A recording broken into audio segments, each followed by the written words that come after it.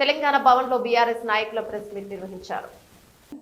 పోలేదు కానీ అందాల పోటీలలో మాత్రం ఆయన ఎంజాయ్ చేస్తూ ఆయన అనుచరులు, ఆయన కుటుంబ సభ్యులు, ఆయన మంత్రివర్గం, వాళ్ళ పార్టీ కార్యకర్తలు, గాంధీ భవన్లో ఉన్నటువంటి సామాన్య కార్యకర్తలు అందరూ కూడా పోయి ఎంజాయ్ చేసారు. 200 కోట్ల ఖర్చు పెట్టి. మరి అందాల పోటీలు 70 సంవత్సరాల కాలంలో ఎవ్వరు కూడా ఆ పోటీలు జరుగుతున్నటువంటి క్రమంలో ఒక్కరు కూడా బయటకు పోలే. కానీ ఇవాళ మన దగ్గర జరిగినటువంటి ఈ అందాల పోటీల నుంచి మధ్యలోనే ఒక మహిళ పోయింది. అంటే మధ్యలోనే పోయింది అని అంటే ఆమె ఈ స్థాయికి రావడానికి అంటే అందాల ఒక అందంగా ఉంటేనే ఈ పోటీలలో పాల్గొన్నారు. వాళ్ళకు చాలా నైపుణ్యత ఉంటుంది. వివిధ పోటీలలో వాళ్ళు గెలిచి ఈ స్థాయికి వచ్చినటువంటి మహిళలు వాళ్ళు.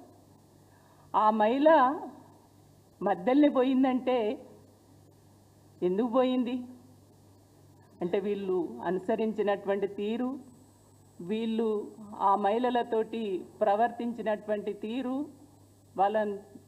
వాళ్ళ అవమానపరిచినటువంటి పద్ధతులు ఏవైతే ఉన్నాయో వాళ్ళు ఇక్కడ వాళ్ళను ఒక మనుషులుగా కాకుండా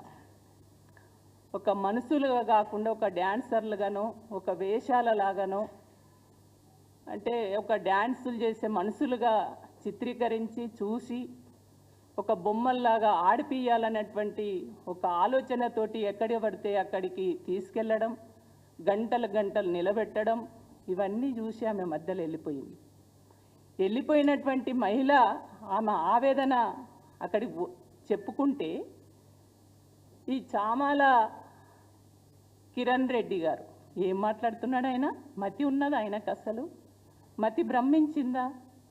ఏం మనిషి అసలు? ఒకవైపేమో అందాల పోటీలను పెట్టి ఈ భారతదేశ మహిళలను, తెలంగాణ మహిళల్ని అవమానపరిచిర్రు. తెలంగాణ పరువు, భారతదేశ పరువు, భారతదేశ ప్రజల పరువు తీసిర్రు. అది పోయి దాని గురించి ఆలోచించకుండా ఎక్కడో మధ్యలో పోయినటువంటి మహిళ ఆమె పడ్డ బాధలు, ఆమె పడ్డ అవమానాలు అక్కడ చెప్తే బీఆర్ఎస్కు సంబంధం అంటాడు. అంటే ఈయనకు మతి ఉంది అంటే మేము ఆమె దగ్గరికి పోయి మేము మాట్లాడిస్తామా?